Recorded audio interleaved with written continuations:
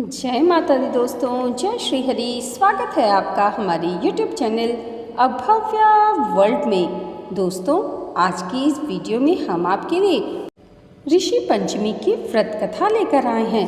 युधिष्ठिर ने प्रश्न किया, हे देवेश, मैंने आपके श्रीमुख से अनेकों व्रतों को श्रवण किया है। अब आप कृपा करके पापों को नष्ट करने वाला कोई उत्तम व्रत सुनाएं। राजा के इन वचनों को सुनकर श्री कृष्ण जी बोले, हे राजेंद्र, अब मैं तुमको ऋषि पंचमी का उत्तम व्रत सुनाता हूँ, जिसको धारण करने से स्त्री समस्त पापों से छुटकारा प्राप्त कर लेती है।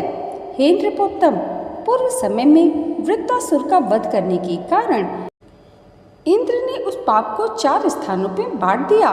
पहला अग्नि की ज्वाला में, दूसरा नदियों के बरसाती जल में, तीसरा पर्वतों में और चौथा स्त्री के रज में। उस रजस्वला धर्म में जाने अनजाने उससे जो भी पाप हो जाते हैं, उनकी शुद्धि के लिए ऋषि पंचमी व्रत करना उत्तम है।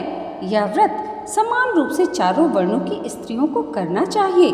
इसी विषय में एक प्राचीन कथा का वर्णन करता हूँ। सतयुग में विदर्भ नगरी में शेनजीत नामक राजा हुए। वे प्रजा का पुत्रवत पालन करते थे।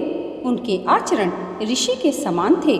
उनके राज्य में समस्त वेदों का ज्ञाता, समस्त जीवों का उपकार करने वाला सुमित्र नामक एक कृषक ब्राह्मण निवास करता था। उनकी स्त्री जयश्री पतिव्रता थी। ब्राह्मण के अनेक नौकर चाकर भी थे। एक समय वर्षा काल में जब वह साध्वी खेतों में काम करने लगी, तब वह रजस्वला हो गई। हे राजन, उसे अपने रजस्वला होने का भान हो गया, किंतु फिर भी वह घर गृहस्थी के कामों में ही लगी रही। कुछ समय के पश्चात दोनों स्त्री पुरुष अपनी अपनी आयु भोग कर मृत्यु को प्राप्त हुए। जयश्री अपनी ऋतु दोष के कारण कुतिया बनी और सुमित को रजस्वला स्त्री के संपर्क में आने के कारण बैल की योनि प्राप्त हुई। क्योंकि ऋतु दोष के अतिरिक्त इन दोनों ने कोई और अपराध नहीं किया था, इस कारण इन दोनों को अपने पूर्व जन्म का समस्त विवरण याद रहा। वे दोनों कुतिया और बैल के रूप में रहकर अपने पुत्र सुमित के यहाँ पलने लगे। सुमित धर्मात्मा था और अतिथियों का पूर्ण सत्कार किया करता था। अपने पिता के श्राद्ध के दिन उसने अपने घर ब्राह्मणों को जिमाने के लिए नाना प्रकार के भोजन बनवाए। उसकी स्त्री किसी काम से बाहर गई हुई थी कि एक सर्प ने आकर रसोई के बर्तन में विष उड़ेल दिया। सुमित की माँ कुतिया के रूप में बैठी हुई यह सब कुछ देख रही थी।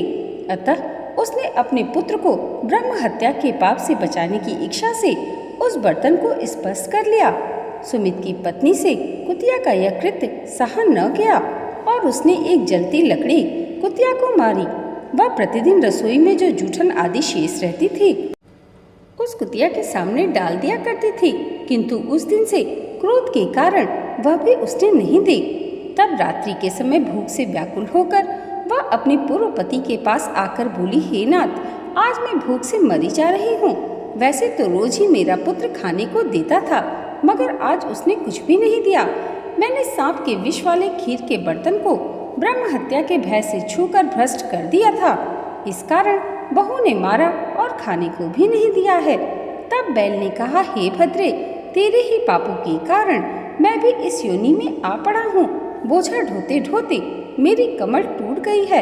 आज मैं दिन भर खेत जोतता रहा। मेरे पुत्र ने भी आज मुझे भोजन नहीं दिया और ऊपर से मारा भी खूब है। मुझे कष्ट देकर श्राद्ध को व्यर्थ ही किया है। अपने माता पिता की इन बातों को उनके पुत्र सुमित ने सुन लिया। उसने उसी समय जाकर उनको भरपेट भोजन कराया और उनके दुख से दुखी होकर वन में जाकर उसने ऋषियों से पूछा, हे स्वामी, मेरे माता पिता किन कर्मों के कारण इस योनि को प्राप्त हुए और किस प्रकार से उससे छुटकारा पा सकते हैं। तब सुमित के इन वचनों को श्रवण कर सर्वतपा नामक महर्षि दया करके ध्यान में जाकर बोले, पूर्व जन्म में तुम्हारी माता ने अपने स्वभाव के कारण रजस्वला होते हुए भी घर गृहस्थी की समस्त वस्तुओं को स्पर्श किया था और तुम्हारे पिता ने उसको स्पर्श किया था। इस कारण वे कुतिया और बैल की योनि को प्राप्त हुए। तुम इनकी मुक्ति के लिए ऋषि पंचमी का व्रत धारण करो।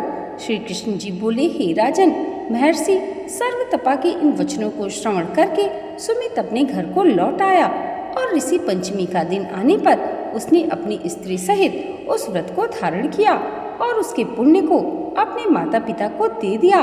व्रत के प्रभाव से उसके माता पिता दोनों ही पशु योनि से मुक्त हो गए और स्वर्ग को चले गए। जो स्त्री इस व्रत को धारण करती है वह समस्त सुखों को पाती है। दोस्तों, आइए अब सुनते हैं ऋषि पंचमी की दूसरी कथा। विदर्भ देश में एक सदाचारी ब्राह्मण था।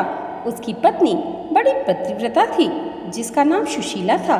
उस ब्राह्मण के एक पुत्र और एक पुत्री थी। विवाह योग्य होने पर उसने समान कुलशील वर के साथ कन्या का विवाह कर दिया। कुछ दिनों बाद वह विधवा हो गई। दुखी ब्राह्मण दंपत्ति कन्या सहित गंगा तट पर कुटिया बनाकर रहने लगे। एक दिन ब्राह्मण कन्या सो रही थी कि उसका शरीर कीड़ों से भर गया। कन्या ने सारी बात माता से कही। माँ ने अपने पति से सब कहते हुए पूछा, प्राणनाथ, मेरी साध्वी कन्या की यह गति होने का क्या कारण है?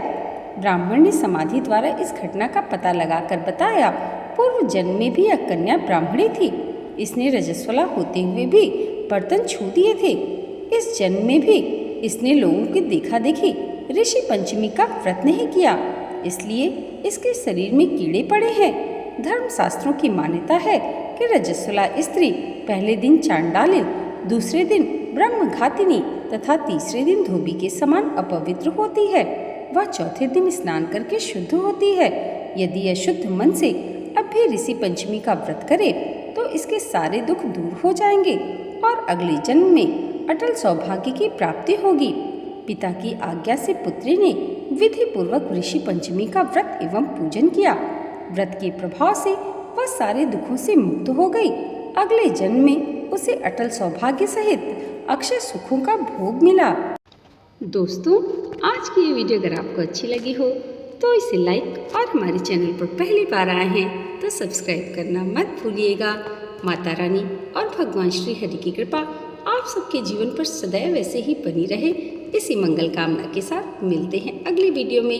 तब तक के लिए जय माता दी, जय श्री हरि।